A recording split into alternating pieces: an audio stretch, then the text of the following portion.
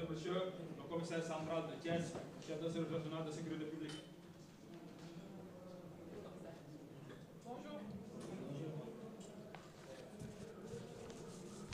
Allez, merci. Au revoir.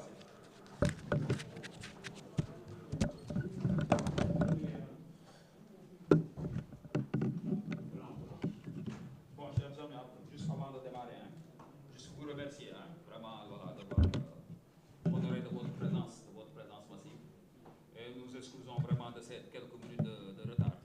Bon, on avait quelques travail de fond à faire par rapport à la compilation de certaines statistiques. Voilà. Donc, comme pour en guise de rappel, c'est juste un point de presse. Voilà, le commissaire central fera le point par rapport au dispositif sécuritaire qui a été mis en place par la police dans le cadre de la couverture sécuritaire du Mawlud 2025. Donc, c'est bon. Merci.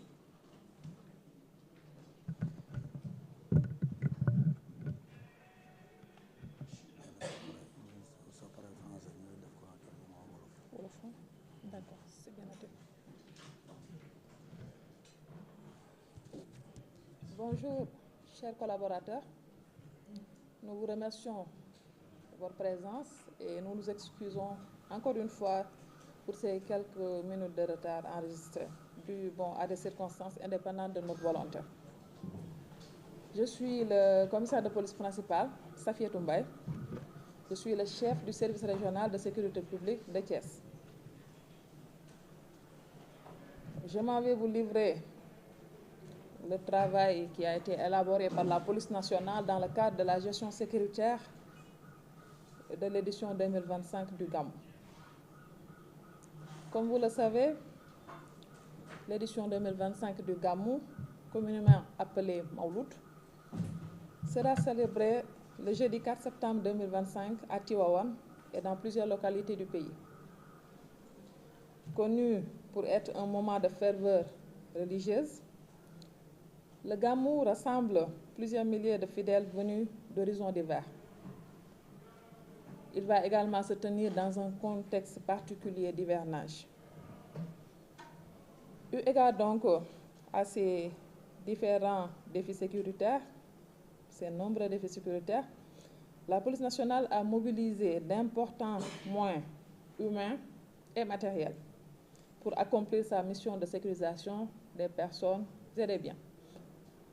mais également garantir aux fidèles l'exercice libre de leur culte.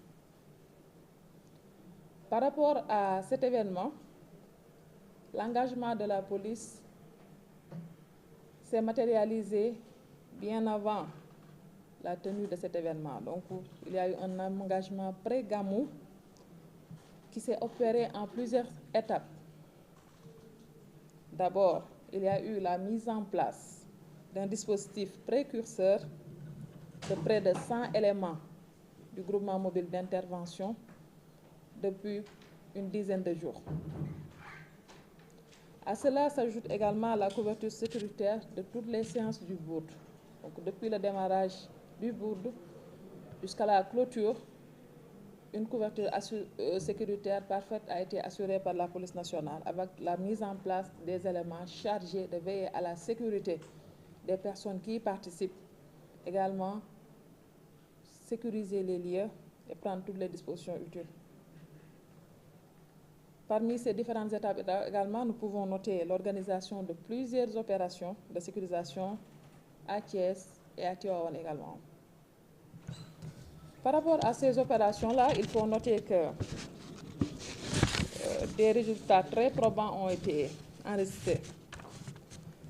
Le bilan fait déjà état de 190 personnes interpellées. Les 96 ont été pour vérification d'identité, 9 pour vol,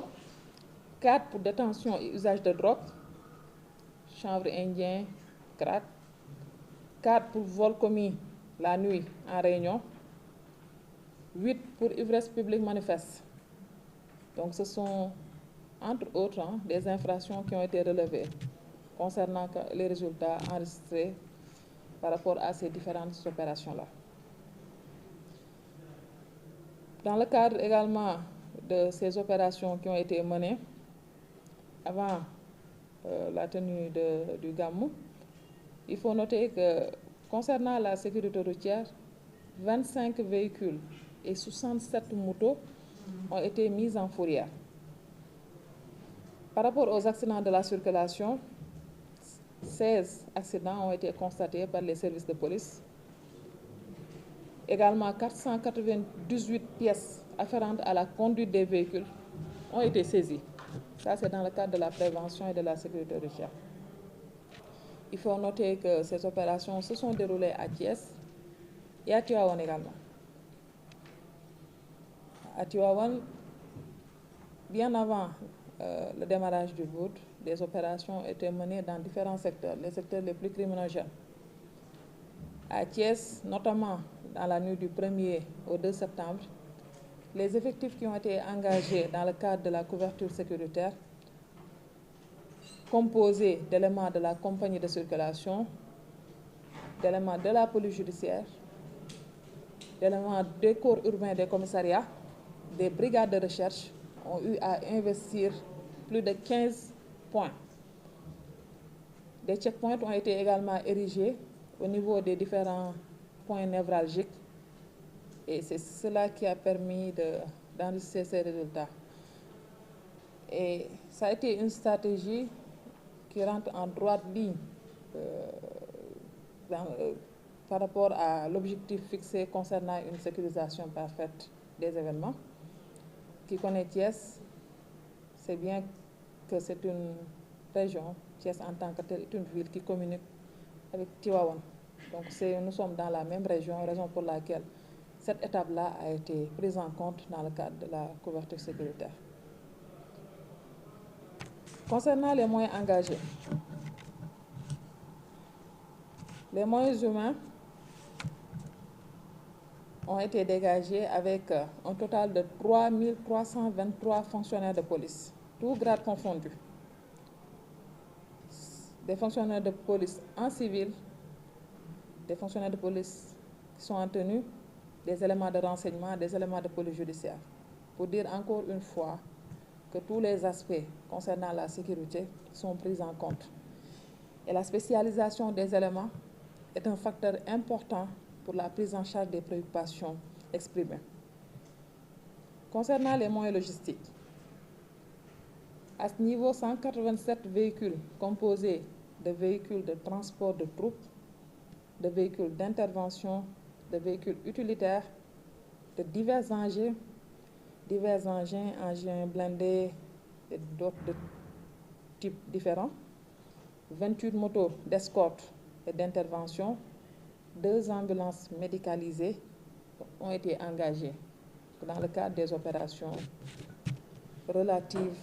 au Gamou. Donc ça fait partie du dispositif qui est actuellement mis en place. Par rapport à l'articulation du dispositif sur le terrain,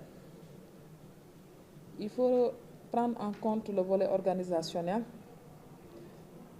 qui a conduit à mettre en place ce qu'on appelle la sectorisation. Donc la zone de compétence de la police nationale a été répartie en 10 secteurs en fonction de la sensibilité et de l'affluence. Par ailleurs,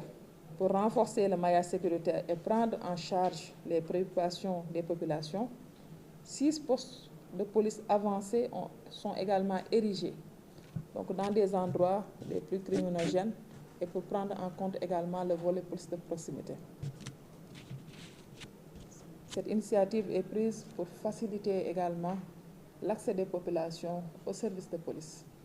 pour prendre en compte de manière urgente également les préoccupations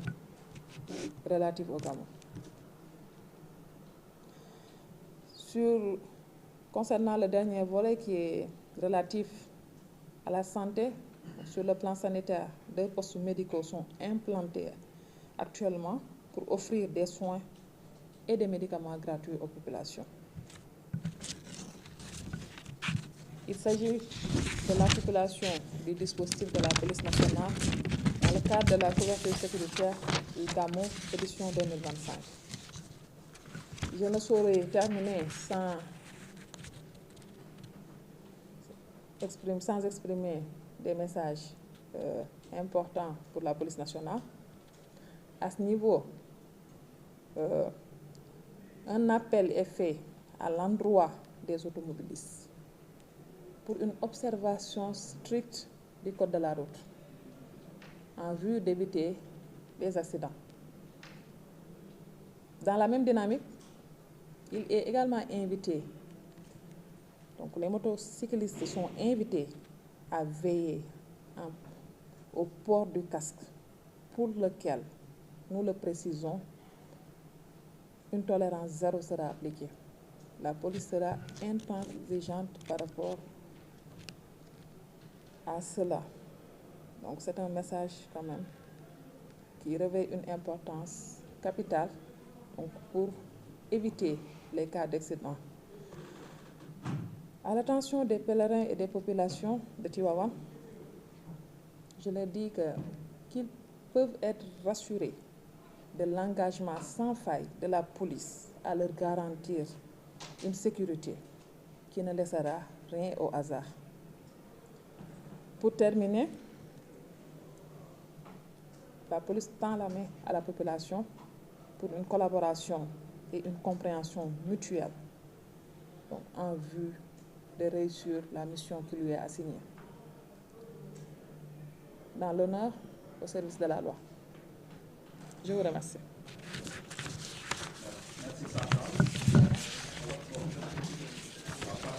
Merci Sandra.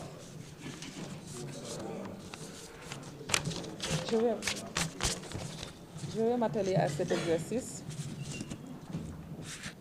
Salam alaikum, sunu mbokk journaliste yi, sunu collaborateurs yi. Ñoo ngi leen di sant di leen di gërëm ci teewaay bi. Ñoo ngi jéggalu tamit ci tuuti retard bi ñu enregistré ndax liggéey bu nga xamante ni dañ ko waroon def avant ñu fiy teew. li ñu fi dajale tey jii mooy ñu présenter leen nan la police nationale bi nekk institution bu nga xamante ni sécurité population bi ak sécurité seeni alal moo ko soxal. Police chaque année mu couvrir gàmmu gi, mais chaque année tamit day jël en compte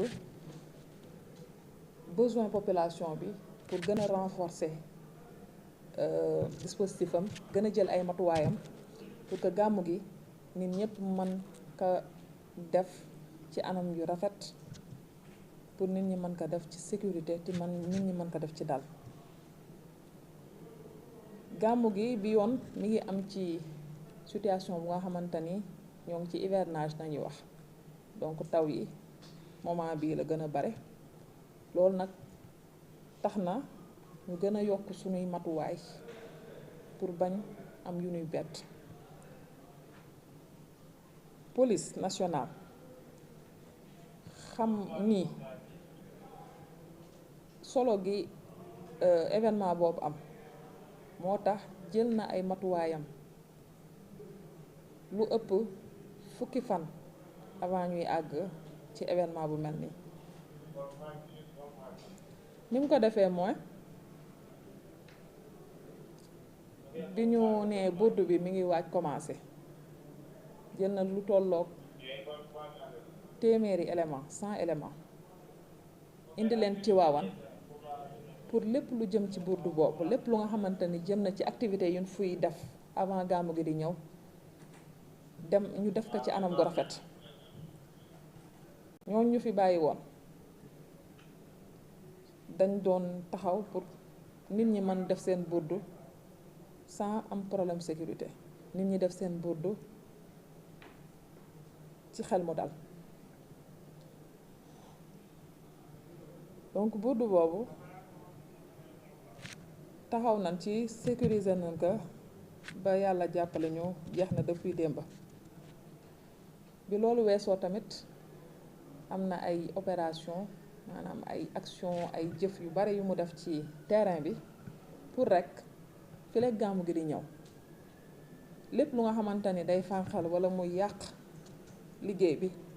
ñu mën ko dindi balaa ñuy àgg foofu mooy yi ñuy woowee opération sécurisation loolu def nañ ko Thiès def nañ ko Tivaouane. Thiès def nañ fa opération bu mag bu nga xamante ni képp kuy policier nga ngay sol tenue wala ngay bañ sol tenue fekkee nga ka participer nga fa et puis koñ léegi roq-roqaat yëpp dugg nañ fa pour lépp li nga xamante ni yoon daf koy bañ ñu fànk ka ñu dindi ka loolu bi mu amee également opération yooyu indi na ay jéego yu rëy tax nañu am résultat yi nga xamante ni tey jii mën nañ wax ni bu gàmmu gi ay problème sécurité police jëm na ko anticiper donc lu tolloog 187 téeméer rek juróom-ñeent fukk ak juróom-ñett nit police jëflante na ñoom ci opération yooyu interpellé na leen maanaam teg na leen loxo ñenn ñi daf leen teg loxo ndax yoruñu lu tax ñu leen di identifier xamuñu ñooy kan donc pour des raisons de sécurité ñenn ñi jàpp nañ leen pour vol muy sàcc ñenn ñi di jëfandikoo lu yoon di tere ay drogue yi nga xamante ni yoon daf koy tere ñenn ñi également IPM man di nekk ci mbedd mi di perturber kaa yu demee noonu police am naka ci opération yooyu leneen li mooy pour lépp lu jëm ci circulation routière sécurité routière ñi nga li tax ba automobiliste dawal ci xel mu daw sans pour autant donc ñuy am ay accident li nga xamante ni at yi passé liñ ci enregistré dafa bare donc police moom tamit def na ay contrôle ay jéego yu nga xamante ni tax na oto yi nga xamante ni teguwuñu ci yoon seen këyit teguwul ci yoon lu tolloog 25 immobilisé na leen maanaam nangu noonu seen ay pièces jël oto yi teg ko ci commissariat yi pour bañ ñu def lu nga xamante ni suba day indil population problème 67 moto maa juróom-benn fukk ak juróom-ñaar tamit yu moto yu nga xamante ni respecté wuñu yoon ñoom tamit immobilisé nañ leen ay accident am nañ ci lu tolloog fukk ak juróom-benn yu nga xamante ni police constaté na leen yenn yi ay accident corporel la maanaam nit da ciy gaañu am ci blessure yenn yi ay dégâts matériels la maanaam oto yu nga xamante ni dañu bëkkante ba am ay dégâts 498 pièces tamit yu nga xamante ni respecté wuñu tamit yoon police nangu naka ci ñuy dawal loolu mooy résultat yi nga xamante ni am nañ ko ci opération yooyu léegi nag pour gérer événement bu toll na gàmmu gi police génnee na def na ay jéego yu bare génnee na ay jumtuwaay ay moyens ci moyens yooyu mën nañ ci wax que ni effectif yi maanaam policiers yi nga xamante ni moom nañu indi Tivaouane pour ñu liggéey li mission yi nga xamante ni moom la institution bi di xaar ci ñoom seen lim bu nga xoolee toll na ci 3323 fonctionnaires lim googu am nañ ci ay ñu nga xamante ni jógee nañ ci service renseignement yi ñiy jógee ci police judiciaire ñi jógee ci corps urbain ñi sol tenue ak ñi solul tenue ñëpp ba ci ay ASP am nañ ci fukk ak juróom-ñaar ASP agent de sécurité de proximité ci jumtuwaay yi nga xamante ni moom lañuy liggéey am nañ ci tamit ay oto yu bari yu nga xamante ni jëlee nañ ko ci service police yi jëlee ko Dakar jëlee ko Thiès jëlee ko fu nekk indi ko fii Tivaouane juste pour mu permettre yombal liggéey bi ñi nga xamante ni moom lañu indi fii lu tolloog 187 maanaam téeméer ak juróom-ñett fukk ak juróom-ñaar oto ñëw nañ fi te oto yi bu nekk ak sa njariñ yenn yi day indi troupe yi maanaam mooy indi effectif yi di leen di convoyer yenn yi ay oto yu nga xamante ni ñooy def intervention ci terrain bi yenn yi tamit ay blindé la ay engins yi nga xamante ni dañ ko prévoir pour menace bu mënti am ñu am moyen jumtukaay yi nga xamante ni mooy tax ñu def loolu ñu def liggéey bi am nañ ci également ay moto yu nga xamante ni yenn yi pour escorter officiels yi la aspect yenn autorités yi la yenn yi tamit ay pour intervention la yenn moto yi pour def intervention gën a yombal liggéey bi ci lim googu tamit am nañ ci ñaari ambulance yu nga xamante ni pour ambulance médicalisée la yoo xamante ni bu urgence amee côté santé ñoom daañu mën def liggéey bi li des par rapport ak dispositif bi ñu teg mooy nan ka organiser côté boobu nag pour yombal liggéey bi police dafa jël lépp li nga xamante ni moom foofu la war a doxalee mission am fi mu war a doxalee mission am mu jël ko xaaj ka fukki pàcc ku nekk mu am rôle bu mu la fa jox loolu yëpp bu ñu ko defee pour yombal liggéey bi la mais dañu bëgg tamit population bi gën a jege police xëy na am na ñoo xamante ne fi mu dëkk xaw na sore commissariat bi sore na leen mais bu ñu amee problème rek mën nañu ñëw ci wetu poste yooyu nga xamante ni dañ ko teg secteur yooyu nga xamante ni dañ ko teg pour loolu donc secteur yi ñu teg pour yombal liggéey bi la pour mën couvrir événement bi la mais tamit am na ay poste police avancé yoo xamante ni juróom-benn la dañ ko def tamit pour police gën a jege population bi loolu yëpp ay démarche yuñ la def la ay jéego yuñ def la pour yombal liggéey bi ci cadre santé tamit foofu dañuy wax population bi ñu leen am na ñaari postes médicaux yu nga xamante ni boo fa demee lépp luy matériel pour faju pour assister ay malades may leen ay médicaments jox leen tamit faj leen tamit sans ñu fay dara am na fii ñaari postes médicaux yooyu teg nañ ko ba pare depuis instant bi population bi muy force police yi muy population bi képp ko am soxla côté boobu mën nga fa dem donc di fàttali rek ay message yu am solo yu nga xamante ni police bëgg na ko jàllale ci population bi ñu njëkk mooy bu événement yu mag yu amee yu demee nii am malheureusement dañuy am ay kaawu accident yu fi am ñuy wax benn laak ñaar laak fukk laak loolu la police bëgg mu dakk ngir loolu am nag dañu woote pour ñëpp ñi nga xamante ne dañuy dawal ñu respecter code de la route bi code de la route bi tant que ñoo ngi koy respecter lu bare dañ ko éviter lu bare dañ ko fànk loolu ñu wax dawalkatu oto yi loolu tamit nañuy wax ñi nga xamante ni dañuy dawal ay moto ay deux roues côté boobu li nga xamante ni mooy problème bi li nga xamante ni police moom la gën a relever mooy ñu ci bari ci ñoom duñuy takk casque alors que casque bi ñuy takk da leen di dimbali ba nga xamante ni même tey jii bu nu seen bopp daloon fenn wala ñu daanu dina leen protéger loolu police bu ko waxee du lenn lu dul pour jàppale leen pour protéger leen te ci mbir moomu tamit ci situation yi demee nii police daf leen di yëgal ni baale amu ci message bi na jàll ku nekk xam ni boo yoree moto boo koy dawal da nga war a def casque donc loolu message bu am solo la bu nga xamante ni police mu ngi leen koy fàttali. leneen li ci des nag mooy ñëpp ñi nga xamante ni ay pèlerin nañu ak population bi ñuy ñëw Tivaouane nanu dalal seen xel xam ni police lépp lu ko war pour mu sécuriser leen engagement bi mu war a am pour def liggéeyam muy sécuriser leen loolu dara du ci manqué te day gën a dolleeku rek ndax police population bi la fi nekkal. balaa may jeexal message bi nga xamante ni tamit moo ñu ëppal solo tamit mooy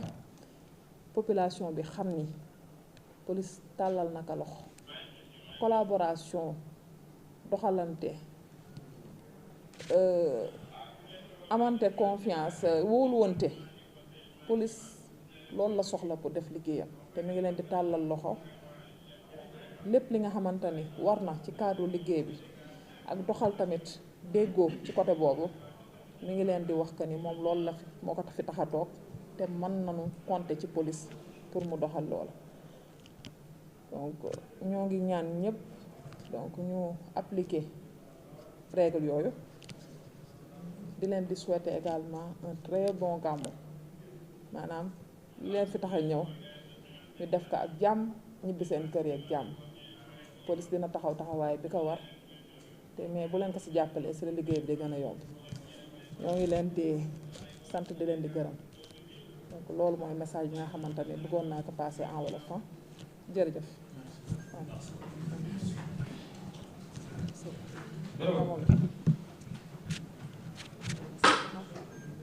Je vous remercie pour votre patience et votre disponibilité.